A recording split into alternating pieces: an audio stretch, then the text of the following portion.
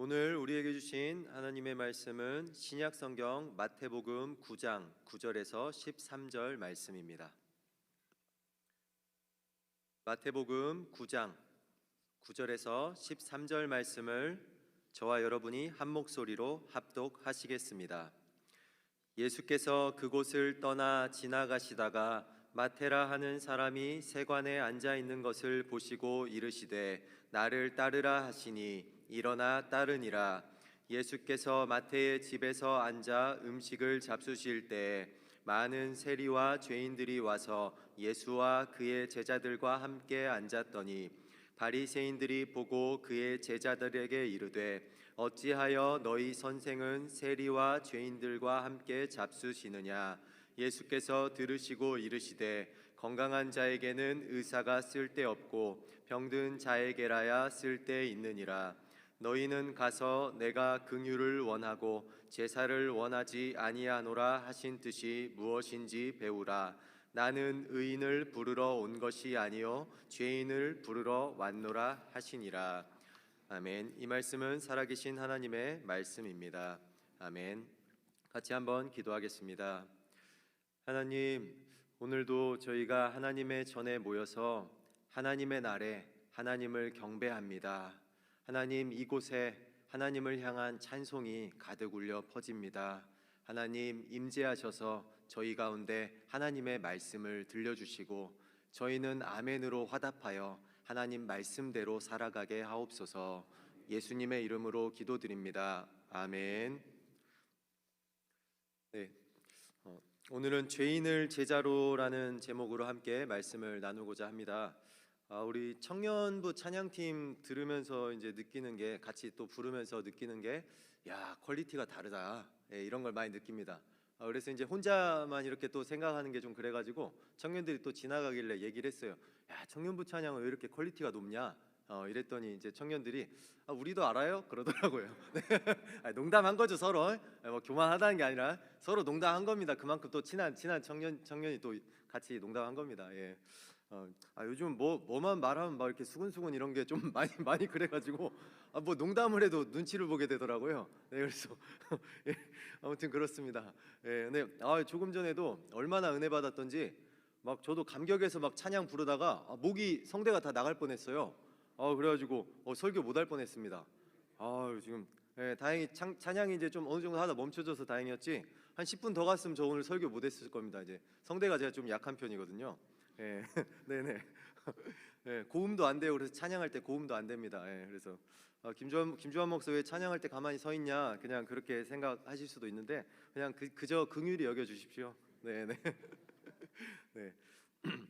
우리 교회에서 이번에 신약 1권 엣지 있는 통독까지 했잖아요. 지난번에 구약 1권 했고요. 저는 이제 타 지역 가서 예전에 들었잖아요. 그러다 보니까 저는 이제 2번씩 했습니다. 2번씩 하다 보니까 이제 조금씩 더 보이는 게 있더라고요. 예, 그래서 오늘도 이제 그렇게 또 공부한 내용, 또 제가 묵상한 내용들을 가지고 함께 나누면서 은혜 받고자 합니다. 이제 엣지 있는 통독 임철 목사님께서는 사복음서를 한 분 예수 4개의 초상으로 표현했습니다. 예, 한 분 예수님을 각자 사복음서가 4개의 초상으로 각기 저자가 표현한 거라는 거죠. 이 복음은 예수님 이야기입니다. 동의하시죠? 그리고 사복음서는 예수님이 누구인가를 질문하고 설명해주는 성경이라는 말씀입니다. 또 임철 목사님이 그 마태복음에서는 마태복음의 큰 줄기 하나를 왕으로 오신 예수님이라고 표현하며 서술하고 있습니다. 마태복음은 구약을 잇고 구약을 이어가고 또 신약을 여는 첫 책입니다.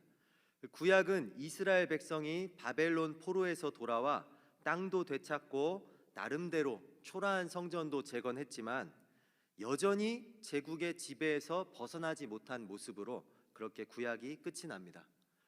구약의 기록이 끝나고 이후 신약 시대까지 400년 정도가 흘러갑니다. 그런데 400년이 흘러도 이스라엘 백성들은 어땠습니까? 여전히 페르시아, 그리스, 로마 등으로 이어지는 제국의 지배에서 벗어나지 못했습니다. 마태는 1장 족보를 통해서 그것을 어떤 문제로 보냐면 왕의 부재라는 문제로 그것을 제기합니다. 구약의 마지막 이야기는 다윗과 같은 왕의 출현을 고대하는 것으로 끝납니다. 마태복음의 시작이 1장이 왕의 족보로 시작한다는 것은 그래서 의미가 있습니다. 마태는 마태복음 1장 다윗 왕으로부터 지금까지 이어지다가 끊긴 왕의 족보, 그리고 그 왕의 족보 끝에 탄생한 예수님의 족보를 통해 독자에게 메시지를 줍니다. 드디어 왕이 오셨다는 메시지입니다. 이스라엘이 고대하던 바로 그 다윗의 후손이 오셨다고 마태복음 1장 그 족보를 통해서 증언합니다. 그래서 우리가 마태복음 1장을 읽을 때도 지겨워, 지루하다, 언제까지 이 이름들, 어려운 이름들 이렇게 읽을 게 아니라는 거죠. 굉장히 그런 중요한 의미를 담아서 마태가 그 1장의 왕의 족보를 서술하고 있다라는 겁니다. 족보를 보시면요, 아브라함부터 다윗까지 14대라고 마태는 표현합니다. 그리고 다윗으로부터 이제 다른 왕까지 14대, 또 14대 후에 포로기가 오고 포로기부터 14대 후에 우리의 왕이신 예수 그리스도가 온다라는 것을 마태는 표현하고 있는 겁니다. 그러니까 우리가 마태복음을 읽을 때 1장은 그냥 넘기자 이게 아니라 이것이구나, 구약과 신약을 잇는 왕의 출현을 마태가 족보를 통해 우리에게 보여주고 있구나. 이런 말을 하기까지 마태는 얼마나 많은 묵상을 했을까, 얼마나 많은 자료를 찾으며 또 공부를 했을까. 우리가 이런 것들을 생각해야 된다라는 거죠. 오늘의 본문보다 한 장 뒤에 있는 마태복음 10장의 초반은 예수님께서 부르신 제자들에 대해 소개하는 장면입니다. 이는 마가복음 3장과 누가복음 6장에도 나오는 제자의 부르심과 소개로 동일한 본문입니다. 그런데 마태복음 10장 3절은 특이하게도 다른 복음서에는 없는 단어 하나가 들어가 있음을 볼 수 있습니다. 바로 마태 앞에 붙는 세리라는 단어입니다. 마가복음과 누가복음에는 그냥 마태 이렇게 이름만 나옵니다. 그런데 마태는 자신을 세리 마태라고 마태복음에 소개하면서 자신이 그 당시 유대인들에게 죄인 취급을 받던 세리였다는 부끄러운 과거를 숨기지 않고 기록하고 있습니다.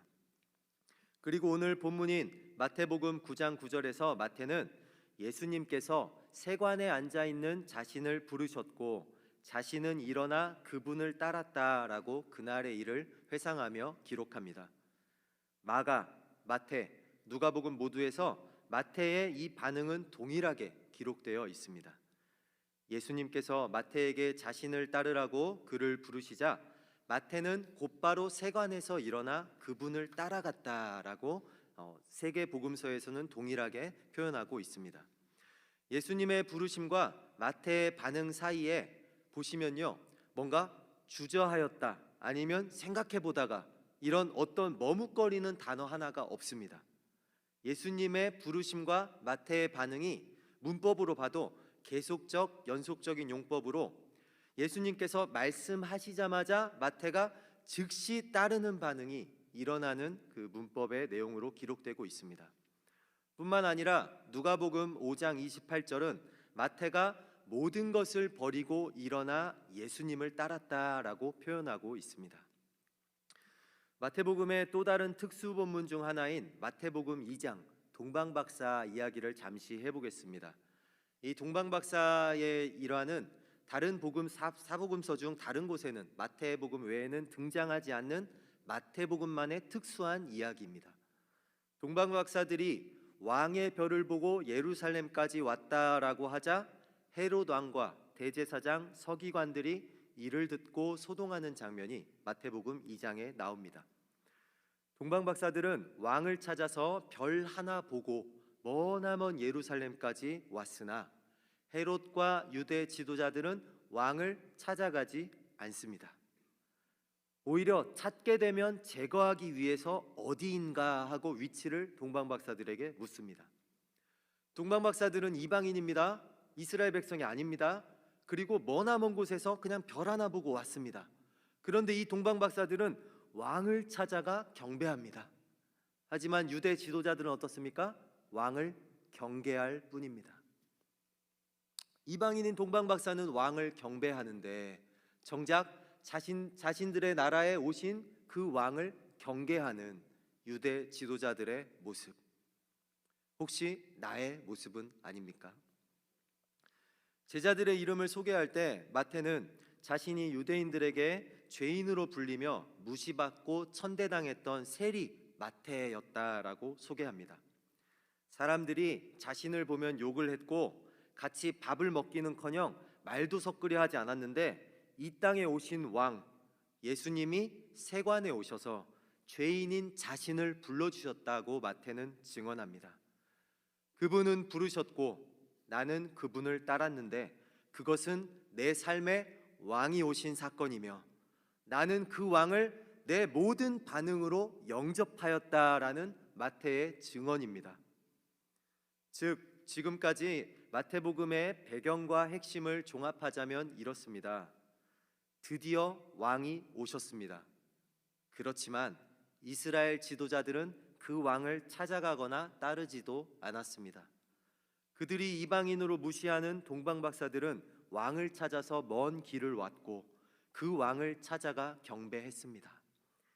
이제 그 왕이 죄인으로 천대받고 이방인처럼 무시받던 자신에게 찾아오셨고 자신은 그 왕의 부르심에 모든 걸 버리고 즉시 그분을 따랐다고 마태는 자신의 부끄러운 과거를 숨기지 않으며 당당히 외치고 있습니다. 그렇게 나는 왕의 제자가 되었고 제자란 왕의 부르심에 즉시 모든 걸 버리고 그분을 따르는 사람이라는 제자도에 대해서 마태는 가르치고 있습니다. 그래서 마태복음의 큰 줄기 두 가지는 이것입니다. 첫 번째는 드디어 왕이 오셨다.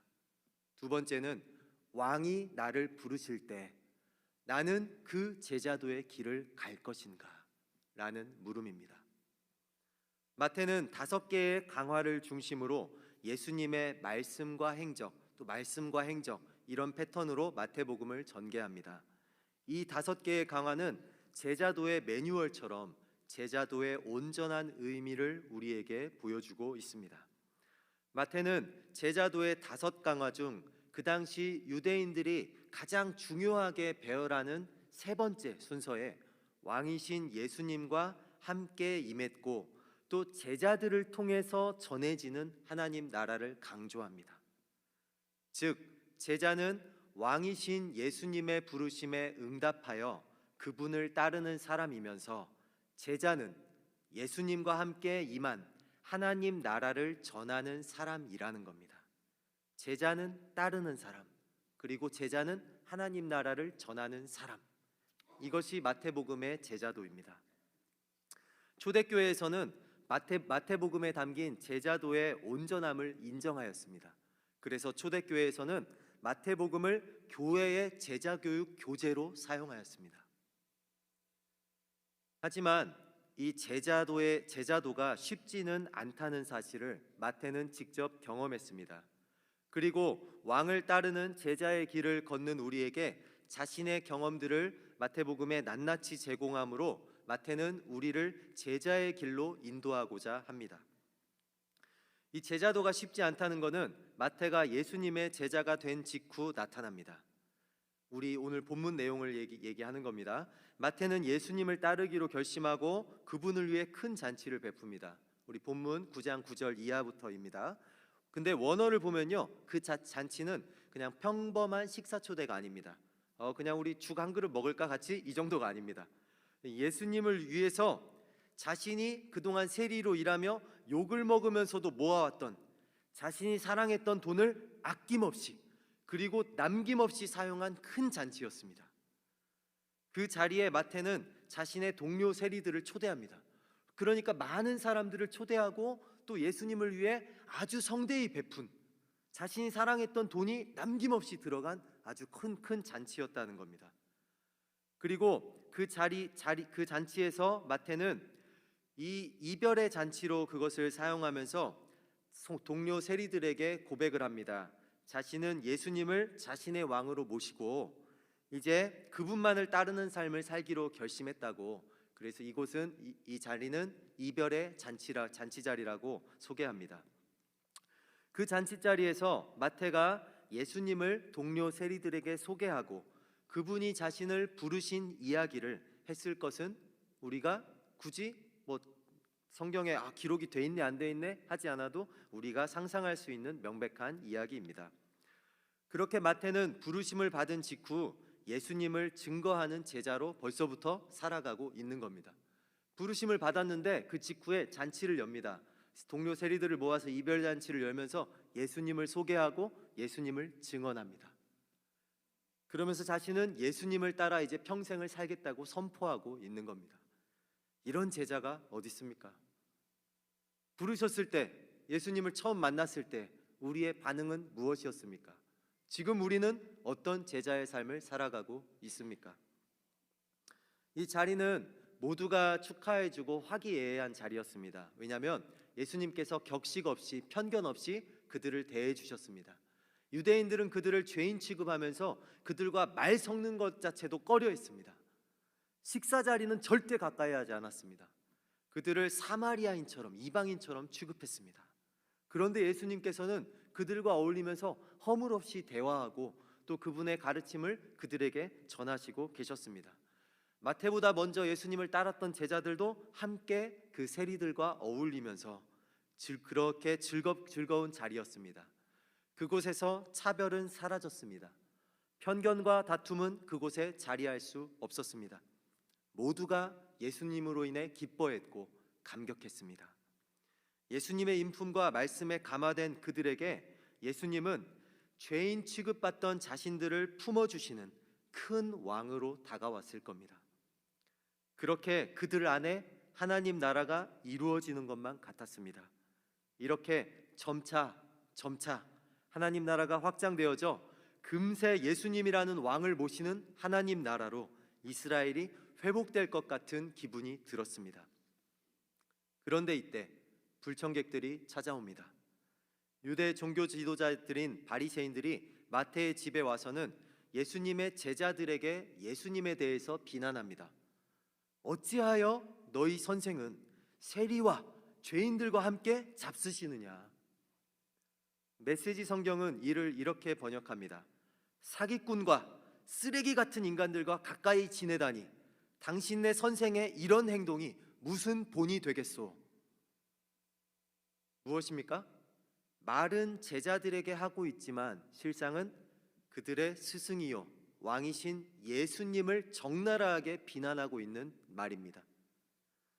죄인과 가까이 하고 쓰레기와 가까이 하는 너희들의 스승은 왕이 아니다. 너희 스승은 죄인이고 쓰레기다. 이 쓰레기 같은 인간이 너희가 따르는 스승이다. 어찌 이런 사람이 본이 되겠으며 어찌 이런 사람을 따르는 게 마땅하겠느냐라는 비난입니다. 하나님 나라가 확장되어져 가고 있다라고 잠시 전까지만 해도 느껴서 기쁨과 감격에 차있던 제자들의 말문이 막힙니다. 특히 세리 마태는 이 말을 들으며 자책감마저 들었을 겁니다. 나 같은 죄인 때문에, 나같이 자격 없는 사람 때문에 예수님의 사역이 지장을 받고 있어. 내가 제자도를 포기하는 게 하나님 나라 확장에 도움이 되는 게 아닐까. 그래야 예수님이 나 같은 사람 때문에 공격을 안 받게 되지 않을까 하는 송구한 마음과 자책감이 들었을 겁니다. 이때 우리의 왕이신 예수님은 자신을 따르는 사람들로 인해 공격을 받게 되었음에도 그들을 비난하는 대신 오히려 자신을 따르는 사람들의 편을 들어줍니다. 또한 자신의 정체를 자신을 비난하는 자들에게 밝혀주십니다. 12절 13절 말씀을 메시지 성경으로 읽어드리겠습니다. 예수께서 들으시고 반박하셨다. 의사가 필요한 사람이 누구냐? 건강한 사람이냐? 병든 사람이냐? 가서 내가 원하는 것은 자비이지 종교 행위가 아니다라는 성경 말씀이 무슨 뜻인지 헤아려 보아라. 내가 여기 있는 것은 소외된 사람들을 초청하려는 것이지 영향력 있는 사람들의 비위나 맞추려는 것이 아니다. 예수님의 말씀은 이것입니다. 자신은 소외된 사람들과 죄인들을 제자로 부르러 이 땅에 오셨다는 겁니다.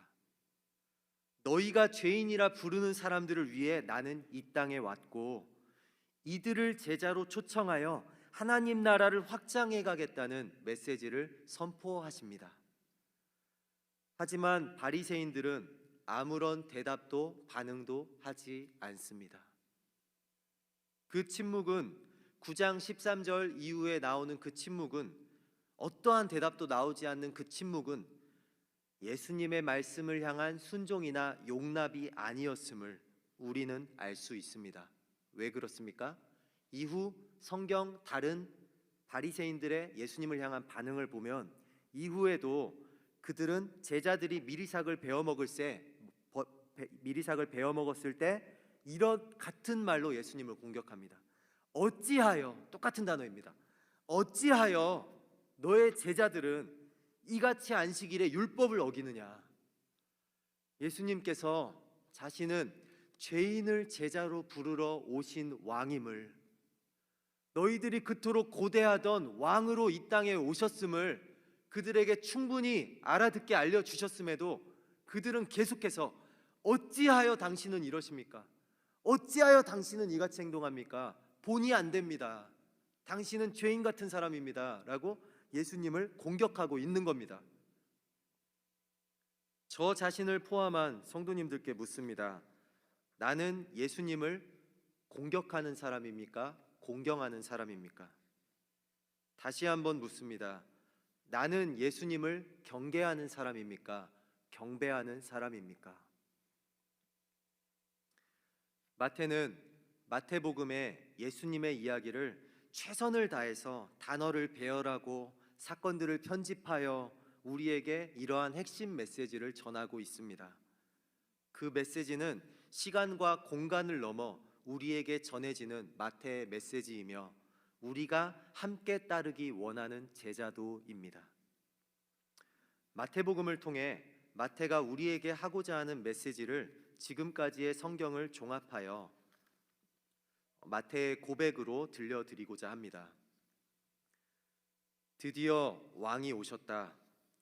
하지만 그 왕은 나와는 관련 없는 분인 줄 알았다.